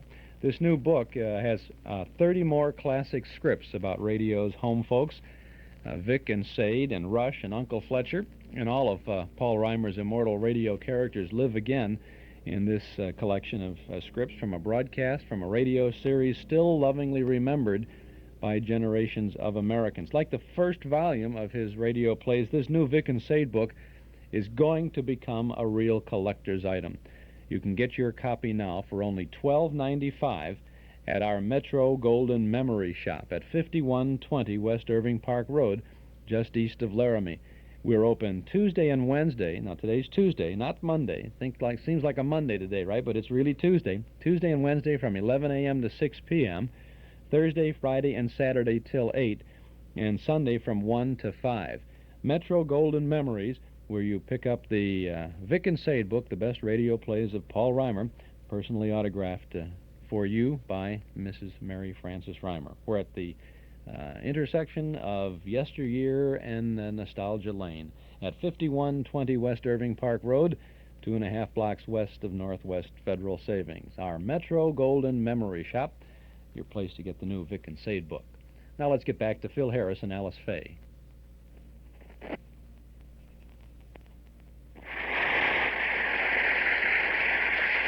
Frankie, it looks like I'm going to get stuck in this office. No, not necessarily. All you got to do is show that you have the company's interests at heart, and maybe you'll get a parole. Oh. But how am I going to show them that I got their interest at heart? Well, think of something to increase Scott's sales. That ought to make the old pill roller happy. Yeah. Increase their sales, huh? Sure. Well, if we put our heads together, maybe we could figure something out. Now, let's see now. What could I do to increase the sales of Rexall? Get off the air!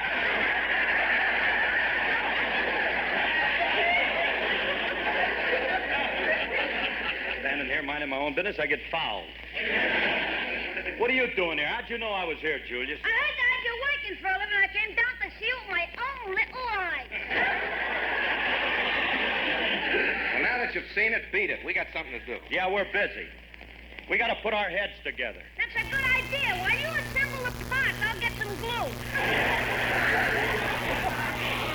Ignore it. Don't pay no attention. Well, now, look, Remley, how can we help their business?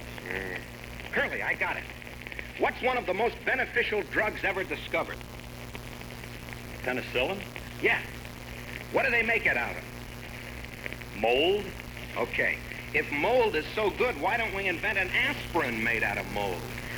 You think there'll be much demand for a moldy aspirin?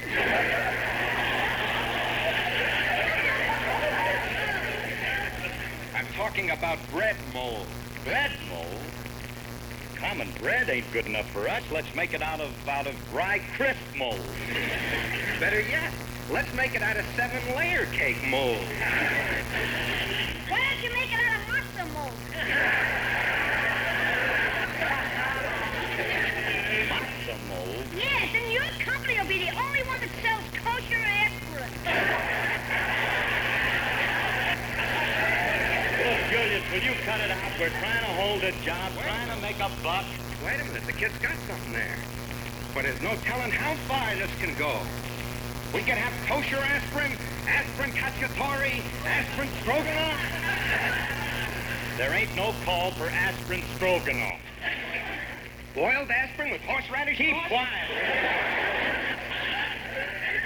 You're getting worse than he is. Trying to help. Well, you can't help. They ain't gonna buy aspirin stroganoff with horse. Why don't you stop? You're hanging around them too long, kid. Now, maybe we better stay away from the drugs anyway. You know, they got great scientists working on that stuff. Yeah, that's right. Hey, Hey, Remley, why don't we run a sale? Yeah, that'll help business.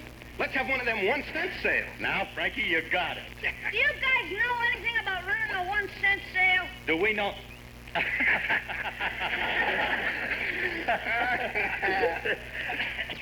Happens to be my business.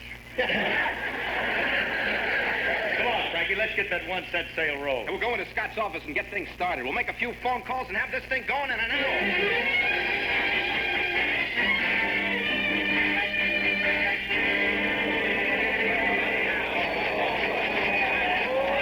Listen to that.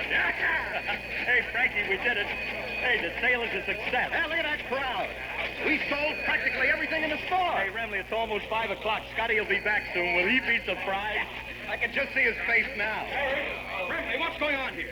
What are all these people doing here? What caused this riot? We did? Yes, sir. We just ran the biggest 1 cent sale in the history of the Rexall Company. You nincompoops!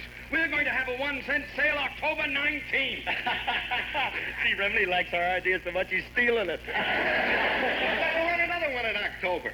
But I guarantee you won't do as good as we did. Look at these receipts, Scotty. We cleaned everything off of the shelves. We sold 10,750 items.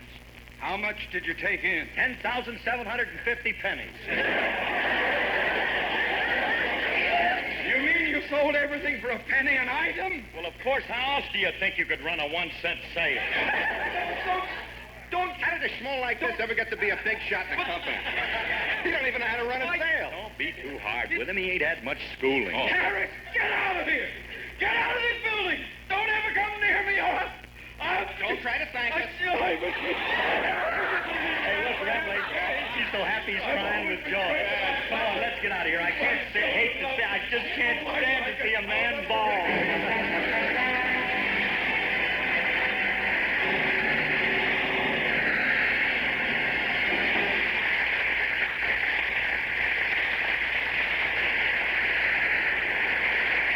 Alice and Phil will be back in just a moment. Meanwhile, here's a lady with a question for our Rexall family druggist. You've probably been asked this many times before, but I'd like to know how you'd sum up the story of Rexall quality.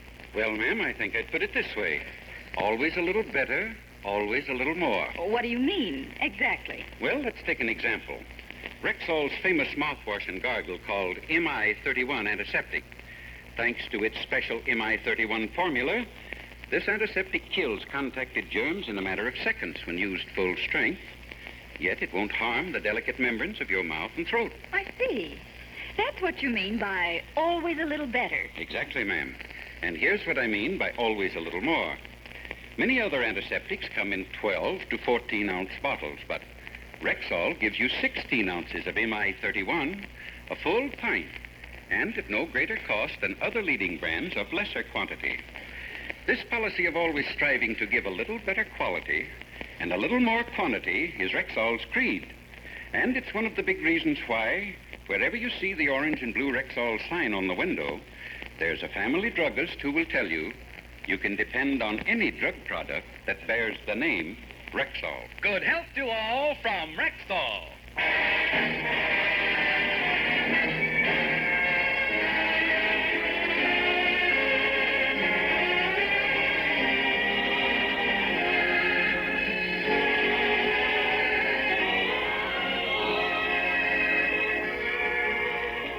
Folks, this is Phil again. This year's nationwide polio epidemic is the most serious in our history. Money available to pay for the care of polio victims is being used up at the rate of $100,000 a day. And unless additional money is received immediately, this fund will be wiped out in 2 more weeks. Look, you know and I know that this mustn't happen. So send your dimes and dollars to polio, care of your post office. Good night, everybody. Good night. This program is produced and directed by Paul Phillips. Included in today's cast was Gale Gordon. The part of Frankie Remley was played by Elliott Lewis, and Julius was played by Walter Tetley. Alice Faye appeared through the courtesy of 20th Century Fox. This is Bill Foreman wishing good health to all from Rexall. Stay tuned now for the adventures of Sam Spade, which follows immediately on NBC.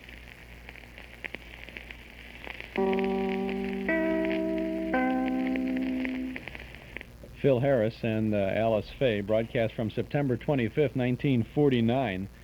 Almost shocking, isn't it, to hear the comments at the end of the show about the polio epidemic that's very serious back in 1949. I can remember being in high school in those years, And people very much concerned with polio. They hadn't found the vaccine yet. What a breakthrough. What an amazing breakthrough. That's why one of the things, people say, well, it's a nice place to visit, the past, but you really don't want to live there. The future and today holds the progress for us. But as I say, it's nice to visit the past, but isn't it wonderful, all the things that we have today? Chuck Shaden here in the Hall Club. We have these old shows every day in the mornings. That's kind of nice to have, too, from the past on WXFM 106 on your FM dial. This is a very good time for you to subscribe to our Nostalgia newsletter and radio guide. A one-year subscription is only $6. Our annual rate will be going up very soon, so subscribe now and get in on all the good reading and good information that you'll find in our Nostalgia guide. It contains 32 pages of articles and photographs from and about the days that we have not forgotten, as well as the complete schedule of old-time radio shows that we broadcast throughout the week on a number of Chicagoland radio stations. You can subscribe now by telephone when you call us at 545-2260. That's 545-2260. Just give us your name and address. Your subscription will begin with the big September issue with Burns and Allen on the cover. And we'll include an invoice for your one-year subscription. Still $6, but going up soon. So call now at 545-2260 or send $6 to Nostalgia Newsletter, Box 421, Morton Grove, 60053. $6 for a full year of good old radio and good old reading. Call us at 545-2260.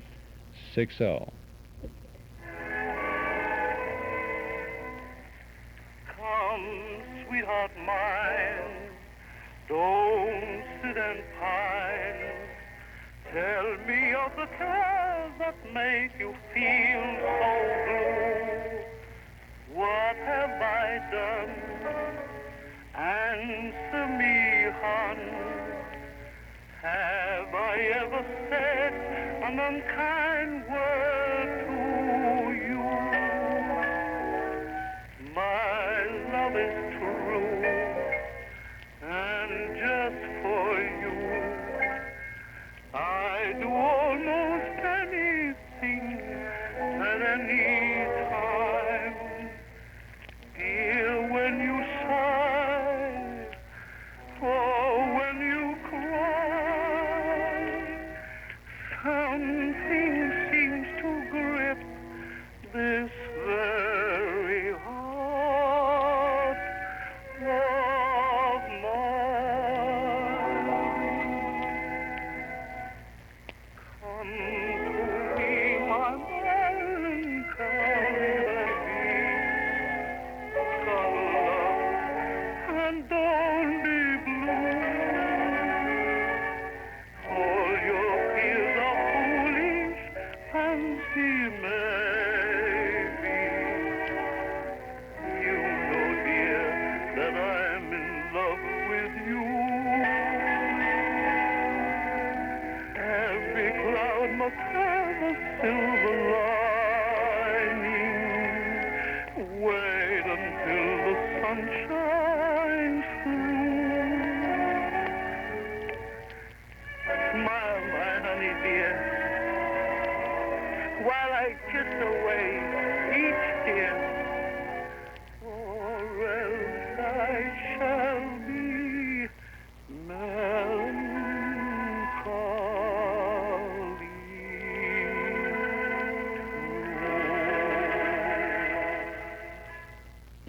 Oh, my goodness. That was Fanny Bryce. That's right. Didn't sound at all like Baby Snooks, did it? Fanny Bryce, My Melancholy Baby. Chuck Shaden here in the hall closet on WXFM. Captain Midnight coming up in just a moment. People over at Imperial Leasing at 900 East Rand Road in Des Plaines would like you to think about getting our cassette tape of the month automatically each month, and you can do it for only $165 a month. Of course, they'll throw in a brand new 1977 Thunderbird and a quality AM and FM stereo radio and cassette player to boot. Imperial Leasing knows that it can be fun to lease a car, and even more fun to lease an automobile equipped with a radio cassette player and our hall closet cassette tape of the month. So now, when you lease your new 1977 T-Bird for $165 a month, They'll give you that AM and FM stereo cassette player with the car, in the car, and you'll automatically get our cassette tape of the month each month. Kind of unusual, isn't it? Well, unusual ideas have made Imperial Leasing in Des Plaines one of the leasing companies, one of the leading lease companies in the Midwest. Check them out. Get good old-fashioned lease prices and service, and our cassette tape of the month. Call for details. Imperial Leasing at 298-0011, 900 East Rand Road. Call 298-0011 and ask for the cassette leasing program from Imperial Leasing. 298-0011. Now let's go back to 12-11-39 for Captain Midnight.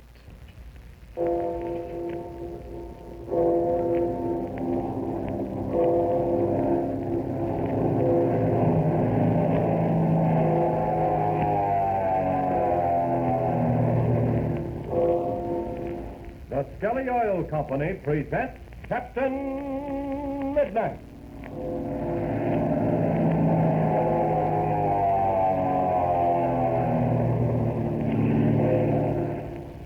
Captain Midnight, brought to you every day, Monday through Friday, at this same time, by the Skelly Oil Company, Skelly Jobbers and Dealers. Skelly, you know, was the originator of tailor-made gasoline, Skelly Aeromax, gasoline that's weather right for your car. Well, say, how many of you fellows and girls stopped at your Skelly service stations over the weekend and got your own free copy of the new Flight Patrol Reporter? Boy, isn't it just about the swellest club newspaper you ever saw? Hey, did you read all about the true meaning of the secret password, Cobra Hopa? Did you study that exciting picture map of the Pareda Estate and all the other swell features in this special holiday edition of your own club newspaper? Well, I'll bet you haven't finished reading it yet. It's so chock full of thrilling news and fascinating features for every air-minded young fellow and girl. But say, let me tell you something about that secret password, Cobra Hopa. As soon as you get your free copy of the new Flight Patrol Reporter, you'll know the exact meaning of Cobra Hopa. But don't think that's the end of it. No, sir. There's lots more coming. Always remember that secret password. It's going to be mighty important that you know that secret password later on. Because, listen, every member of the new 1940 Flight Patrol is going to have a chance to help Captain Midnight and his friends in a strange and mysterious adventure. You want to be ready to take your part and to help your friends when they need you. So don't forget the secret password and all that it means. And you'll find out what it means in the new Flight Patrol Reporter that's just out. Now, if you don't have a copy of the new Flight Patrol Reporter, be sure to stop at your Skelly service station with Mother or Dad tonight. Just show your Skelly man your Flight Patrol membership card, and you'll get your very own copy absolutely free. Now, don't forget, you'll want to see that thrilling big picture map of the mysterious mountain regions in Old Mexico where the story of Captain Midnight is taking place, and the dozens of other exciting features in the new holiday edition of the Flight Patrol Reporter. So get your free copy at your Skelly service station tonight. And now to Captain Midnight. Last time you remember, Chuck Ramsey and Captain Midnight took to the air in separate planes in a desperate effort to stop the cattle stampede started by Ivan Shark and his pilot. Chuck is accompanied in his plane by Patsy Donovan. He's diving down in an effort to turn the frenzied cattle from their course. But on the second dive, Chuck's engine, which has been giving him trouble, quits completely. Desperately, he tries to get his motor started, but the engine fails to respond. The youthful pilot must make a forced landing directly in front of the stampeding herd of the terror-stricken steers. The wheels of Chuck's plane are almost on the ground, and the thundering roar of the frenzied animals can be heard in the distance. Listen as Patsy cries, "Are you going to land in front of that herd?" "We can't do anything else. Get ready to jump, Patsy, the instant the ship stops." Okay, Chuck. I'm unfastening my safety belt now. The wheels are almost on the ground. There. Now they're hitting. The steers, Chuck. The steers. They're right back of us. No, they're not close yet, Patsy. Don't jump until the ship comes to a stop. All right, Chuck, but I'm all ready. So we're beginning to lose speed. Now I'll keep the ship in a straight line and coast as long as I can. Because the farther we get away from those steers, the better off we'll be. But they're moving awfully fast, Chuck. Listen to that sound. Get ready. Okay, but which way are we going to run? Oh, gosh, I don't know, Patsy. Well, look up in the sky, Chuck. Over the center of the herd. There's Captain Midnight. Yeah, I see him. But there isn't a thing he can do to help us. Do you think we could get the engine started? Oh, not a chance. By the time I'd get out and take a good look at it, those steers would be all over it. What do you think now? Which side should we run? Oh, I don't know, Patsy. The herd stretches as far on one side as it does on the other. Look at them come, Chuck. They're getting nearer every second. We'll have to stay right here. Stay here? Why, we can't, Chuck. We won't have a chance. We won't have any kind of a chance if we're on foot in front of those steers. They won't turn aside for anything. They can't because there's too many of them. Then they won't turn aside for our plane either. Maybe not, but at least we got some protection. But quick, Patsy, jump up here while I get into the rear cockpit. We'll take one last desperate chance. I've got an idea and it might work. If not, oh, well, never mind. We haven't got a second to lose. Now hurry. Okay, here I come. There now. Get hold of yourself, Patsy. This is going to take a lot of nerve. Now, we're ready. Look out, Chuck. Here they come.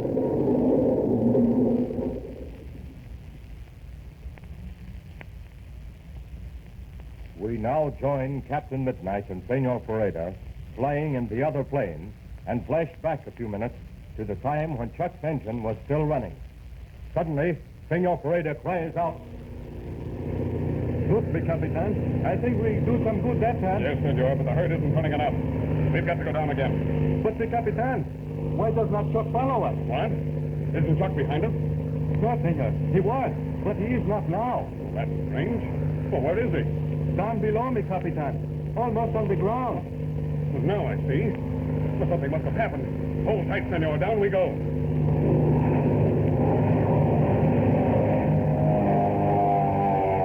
Senor Chuck, he does not follow us at all. Look, he changes the direction. Well, I can't understand that. He didn't follow us in that climb. Now look, he's turning to the north, right in front of the herd. See, Senor, and the herd, they are directly below us. Oh, this is terrible. Mi Capitan, what is it? What has happened? Look at Chuck's propeller. It's slowing down. His propeller? It slowed down. But why, Senor? He's having engine trouble. That's what's the matter. He said the motor hadn't been hitting well. He thought it was water in the gas. But, Senor, this is the terrible thing. If the engine stops now, he cannot keep in the air. No, he's got to make a forced landing. That's what he's doing right now. Look at his top. It's almost stopped. And the wheels of the plane, they're almost on the ground. Oh, this is terrible, Senor. Now look at those steers come, thousands of them. They'll trample that plane as if it were a box of matches. What can we do, Senor? Hold tight, Senor. We're turning back toward that herd. Quickly, Capitan. We must send them now. The next few seconds will tell the story, Senor. All right, now I'm pulling up, and then down we go, right in front of them. Our friends would run for their lives, mi Capitan. They could jump from the plane and run. Look at the Senorita Patsy. She's ready now. No, that's suicide. They can't run fast enough to get away from those steers. All right, now watch it now. Down we go. We've got to turn those saddles.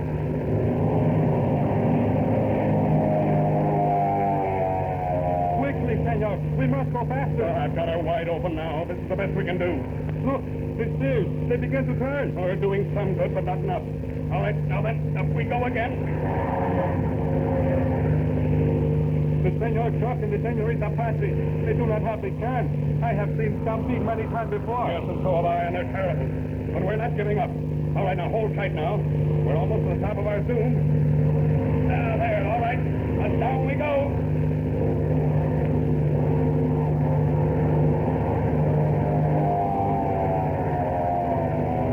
Look, Senor, the herd. They are turning to the right. Yes, a little, but not enough. The left side is going to sweep across the plain. This time we've got to do more good. All right, now watch it now. We're going to race along right in front of their head. Our wheels, mi Capitan, they're on the ground. The steers, they're almost on us. Yes, but they're turning, but still not enough. Quick, mi Capitan, up before they hit us. There, up we go. But I don't think we've got time for a third dive. Mi Capitan, I do not have the heart to look. Wait a minute, wait. What's going on down there? Look at the steers. They almost hit the plane. And then something happened. Chuck and Patsy have changed places. Chuck in the rear seat. But some of those steers seem to be falling. We're going down closer.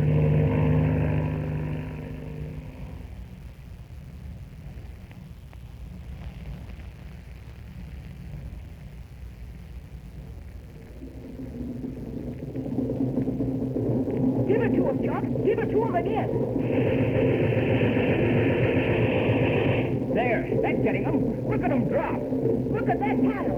Why, it's higher than our plane. But look out. They're getting too close on the wreck side. Yeah, I see. Watch this burst. That's doing it. We're saved, Chuck. We're saved. I think so, Patsy. I don't think I'm going to have to shoot any more of Senor Paredes' steers. Look at them go by on each side, Chuck. Look at those horns toss. I never heard such a noise like that in all my life. Oh, it's a terrible sight, Patsy. We wouldn't have had a chance in this ship. They'd have trampled it down until there wasn't anything left. I'm sure glad you ordered that machine gun. Otherwise, we wouldn't be alive now. A thought popped into my head just as they were getting into range, Patsy. I don't know what made me think of it. Senor Paredes would say that a watchman Diaz was guarding over it. And I know he would be right. Yes, I think so, too. But what's happened to Captain Midnight? I can't see a thing on account of this dust. I can't see him now either. But I did just as you started shooting. He was diving down to turn the herd. He did turn them, too. See? The main body is off to the right. And look, most of the steers have gone by. Oh, you're sure right. Most of these coming now are stragglers. We'll be able to get out of here in a minute. Well, what are we going to do, Chuck? We can't fly out of here. Oh, I'll say we can't. Look, that right wing's almost torn off, and the tip of the left one is damaged beyond repair. And besides that, there's something wrong with the engine. I know what we can do. What's that? We're only about a mile and a half from that hill on our left. And on the other side of that hill is the field where we found Captain Midnight and Senor Paredes. Yeah, that's right, but what... Don't you remember, Chuck? There's another plane there. The one flown by Von Griff, who used to be chief pilot for Ivan Sharp. Now, you're the one who's using your head. As soon as the rest of these steers get by, we'll light out for theirs. There are only a few going by our left. See? There come the last one. Yes, and thank goodness the dust is beginning to settle. Now, get ready now, and when I give the word, jump out. Okay, I'm ready. Now, there go the last ones now. Come on.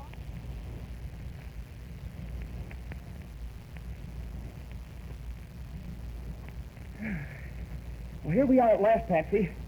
Whew, I thought we'd never get to the top of this hill. I never thought we would either. Seemed about 10 miles. Gee, that sure was a lucky escape. Now, let's rest here a minute and see what's happening back in the valley. Okay. And am I glad to sit down. Boy, oh, boy. Oh, that's a good sight. Look. I'll say it is. That ship's still here. Now we've got a chance to get away. And Captain Midnight knew what we were doing when he dived down on us in the valley. Sure. He figured right away where we were going. Oh, I wish I could see him now. But I guess he's hidden in that dust to the west. The last time I saw him, he was turning off those last stragglers. And boy, did he do a good job of it. Outside of the ones I shot down, the rest are all over on the western side of the valley. Look, Chuck. Look over there to the south. Yeah, I'm looking. Oh, don't you see? Oh, there. Now I do. Oh, good night. There's 2, no, 3. Oh, there are 4 planes. They must have been the ones who were behind the drive. Yes, and they've discovered the herd isn't going through the pass. They sure must be wondering what's going wrong. Gee, I sure hope Captain Midnight gets away. If 4 of them jump on him at the same time, it's going to be tough. He must be over there on the other side of that dust cloud. Yes, and those 4 black planes are turning that way now. Look, those 4 planes are diving low. They see that plane down there and the pile of dead steers. Now, they're trying to figure that one out. I wonder what... Hey, what are you staring at in back of it? I just remembered. That pilot, Von Griff. He was lying unconscious on the ground near his plane. But now there isn't anyone there. He's disappeared.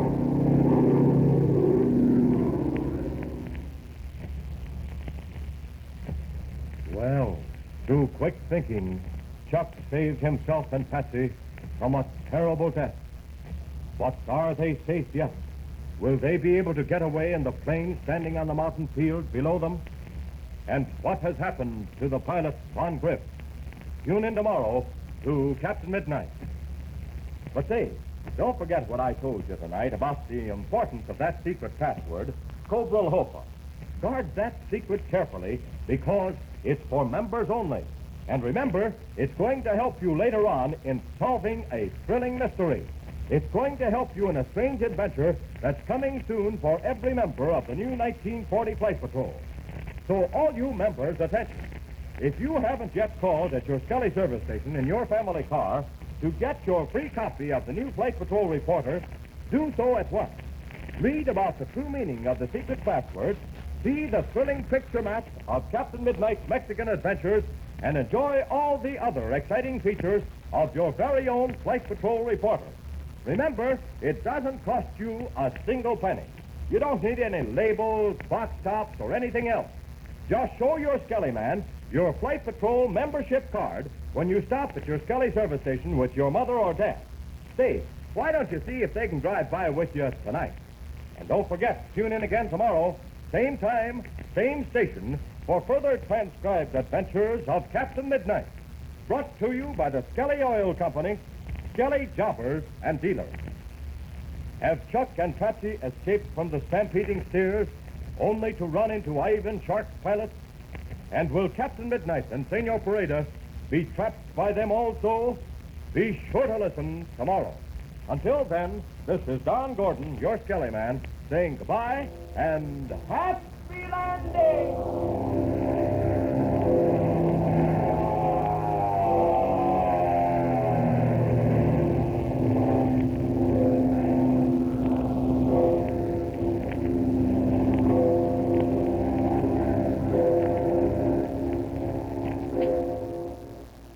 And that's Captain Midnight, program from December 11th of 1939. This is Chuck Shaden here in the hall closet on WXFM 106 on your FM dial. Come clean with Magicist. Now when you can really use it, Magicist is making it more attractive than ever to get your whole house Magicist clean. Hi, this is Carmelita Pope with good news. With any order for cleaning or when you buy a Magicist rug, you'll receive a 16-ounce bottle of Sparkle Glass Cleaner and Sprayer at no additional cost. Call Magicist for pickup and delivery of your rugs and draperies, or save 20% by bringing them into Magicist and get your Sparkle and Sprayer. Have Magicist come to your home or office to clean your carpeting or furniture and get your Sparkle and Sprayer. Call Magicist for pickup or delivery or more information. Chicago phones 378-8600. Suburbs see your phone book. Master Charge and Bank Americard welcome. Come clean with Magicist and get your bottle of Sparkle Glass Cleaner and Sprayer at no additional cost. And remember, Magicist sells rugs, too. Come clean with Magicist and get your whole house Magicist clean.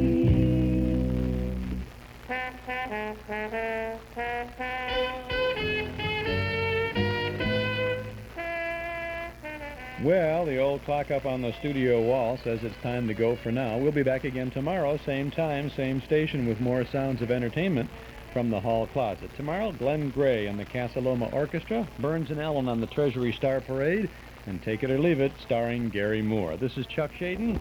Thanks for listening. Need copies of that sales presentation? Call Letter Shop.